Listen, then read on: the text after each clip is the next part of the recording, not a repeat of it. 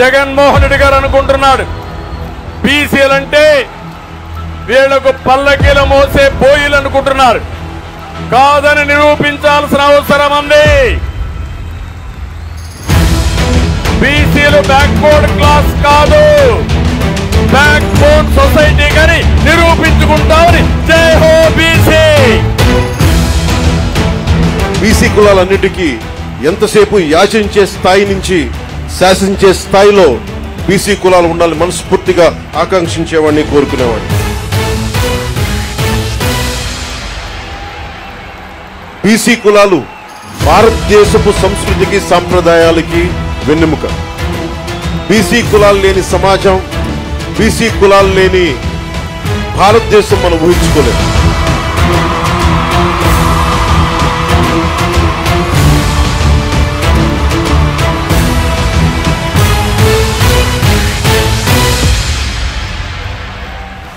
BC సోదరులకు ఎదుర్కొన్న సమస్యలు పాదయాత్ర తెలిసిన అవకాశం నాకు వచ్చింది. ఆ నివేదిక వేదికమైన పెద్దలకు అందజేశాం.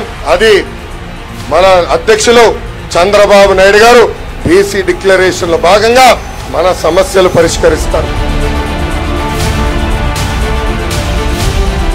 అయ్యా జగన్మోహన్ రెడ్డి, ఈ రాష్ట్రాన్ని నాశనం చేస్తున్నావు.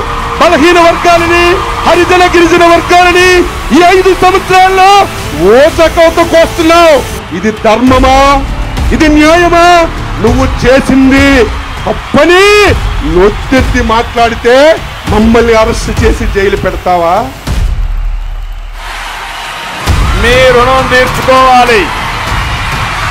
ఈరోజు ఈ సమావేశంలో మీ రుణం తీర్చుకోవడానికి 10 సూత్రాలతో బీసీ డిక్లరేషన్ తీసుకొని మీ దగ్గరికి వచ్చాం.